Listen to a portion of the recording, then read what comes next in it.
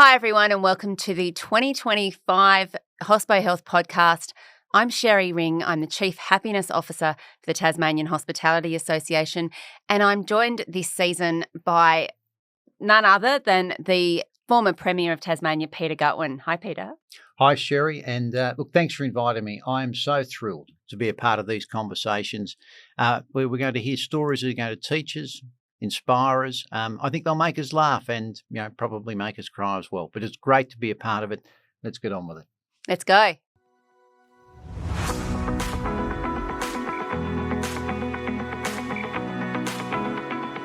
Did you know that 45% of professionals say their success stems from one defining choice? For Larry Kestelman, that choice reshaped the future of Australian basketball and transformed him into one of the country's most visionary entrepreneurs. In this episode, we dive into the moment Larry took a bold leap, purchasing the struggling NBL and turned it into a thriving sports empire. We'll be talking to Larry about the risks, resilience and pivotal lessons behind his incredible journey from a 12-year-old immigrant to a billionaire businessman, redefining leadership and legacy along the way. Welcome, Larry. Thank you. Happy to be here. Larry, it's good to see you again. It's been a few years, and could I just say before we jump into the questions, what a fantastic job you've done with the JackJumpers. It's worked for Tasmania. I hope it's worked for you, but it's just been a fantastic outcome all round. I've absolutely loved it. It's been definitely a labor of love, and seeing what the outcome is makes it all worthwhile. We had some interesting times, you and I, during COVID, and trying to get this team up and running and get the venue done, but it's all been worth it. I absolutely love it. Well, what it's done for the state in terms of increasing participation for kids, we'll be healthier at the end of the day. Plus, we've had a champion team to cheer on in the last season, so it's been fantastic. Thank you. Now, I'll jump into the questions. Larry, what drove your decision to purchase the NBL, and how did you envision its potential? I mean, for me, it all started with family. That's where it stems, the love for the sport, the love for basketball, and our involvement with the Melbourne club first. My whole family, with my parents, and my 89-year-old mum still goes to every game that she can and cheers on, and it's just been part of our life, and something that had an amazing bond for myself and my son. So when the league itself was about to fail and collapse, there was just an opportunity for me to think whether I'm the right person to actually fix it. And when I thought through what the opportunity might look like, can I do it? Can it be done? Once I arrived at the thought that there is actually a chance of me being able to fix it, I couldn't walk away. So that's sort of a gift and a curse, that once I believe something can be done, and even more importantly, should be done, needs to be done, I struggle walking away. So it was not necessarily all commercial or all heart. It was just a balance of, it's something that just has to be done, not just for my family, but quite frankly, for all the families that love the sport, that love the NBL, that cheer on their teams. And because I really felt that I could do it, I couldn't walk away. Larry, was there a moment you doubted your ability to turn the NBL into a success, and how did you overcome that? I think doubt is something that maybe translates into some fear. Doubt is something that I don't shy away from. I fear failure. I fear not being able to do things every day. But it's something that I think is well superseded by the will to want to make it happen. So doubt is there. I think anyone who doesn't doubt whether something can be done is probably either blinded or is just not a realist. So I think a healthy amount of doubt is not a bad thing. So yeah, I doubted before the decision, during the decision, post the decision, but I always came back to the fact that I think if I do all the right things, work hard enough at it, I think the fundamentals were right.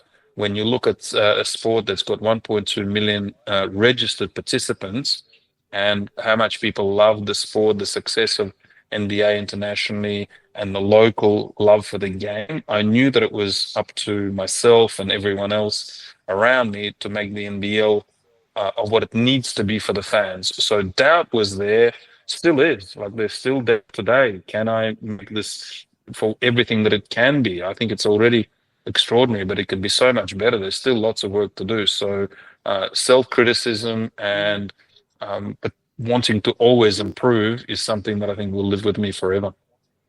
And Larry, how did your migrant background influence your perspective on risk-taking and opportunity? I think it's not necessarily that special a story. I think there's a country's built on immigrants, and everyone's from somewhere here in Australia, which is the beautiful thing about this country, and it is a place of opportunities. So when we came here, we literally had nothing. My parents one was a doctor, one was an engineer, but we didn't speak the language and had to assimilate and figure out what to do. So that idea of self-agency and being in control of your own life and being able to make your own decisions is a big drive, and not just for myself, but I think for a lot of immigrants. So you first start with, how can I finish school? How can I finish university or college? And how do I get a job and provide for myself, for my family?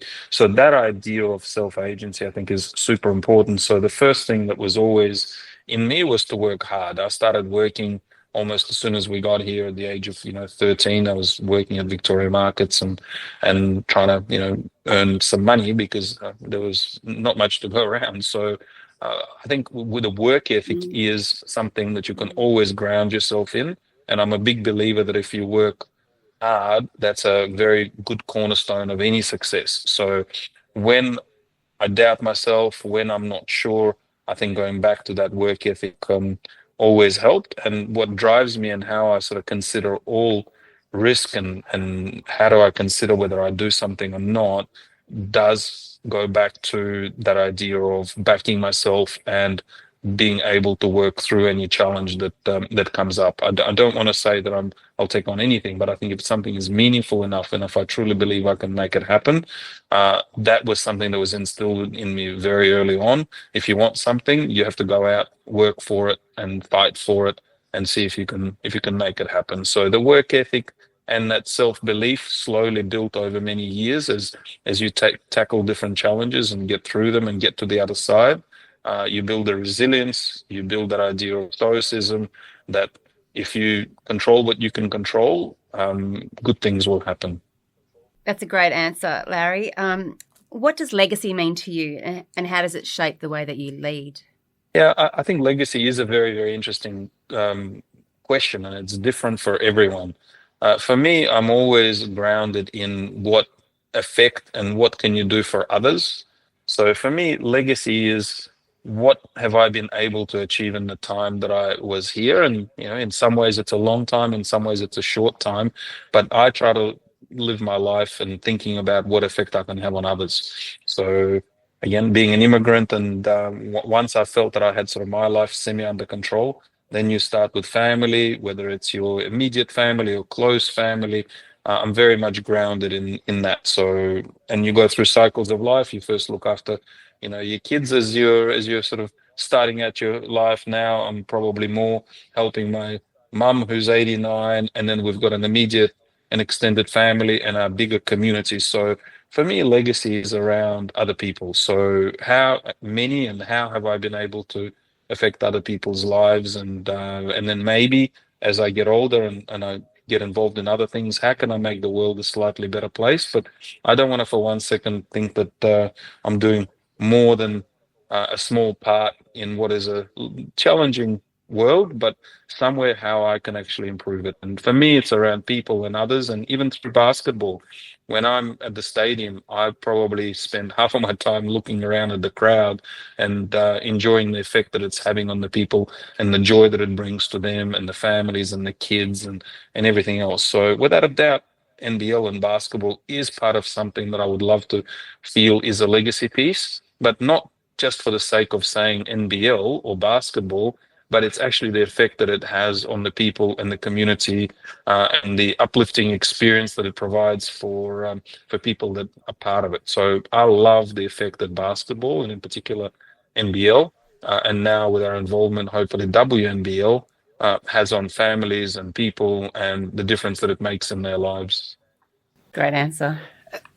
And Larry, the follow-on question to that is that, like, obviously the purchasing the NBL was a defining moment, and you've explained, some of the reasons why you've done that and the impact on other people and the positive impacts on individuals and their lives and communities even.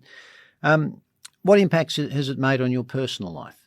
It's a huge gift. As I mentioned earlier, we started with a club, and the joy that club brought to us is incredible. So the family aspect of it, appointment setting of going with my sort of clan, be it my immediate family, friends, and enjoying the sport is great.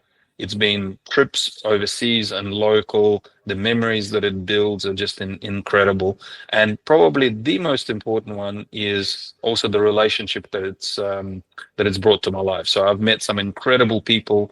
I've done some incredible things. So the memories that it's created are just worth everything. So you think about even the journey with the JackJumpers, and yeah, in the near future, I absolutely hope not to be the long-term owner of the club. I think it was always my job to start the club and then find the rightful owner for it. But the memories and the connections and the joy that it brought to me and watching what it's done in Tasmania, that's a huge gift, and it's changed me, and I think it's made me even more resilient, and I think just given me a lot of joy in seeing what's transpired over the last 10 years, seeing success and watching people evolve through the NBL itself. Like when I took over, it was literally 4 people was the whole operation of the NBL. It's now 100 people.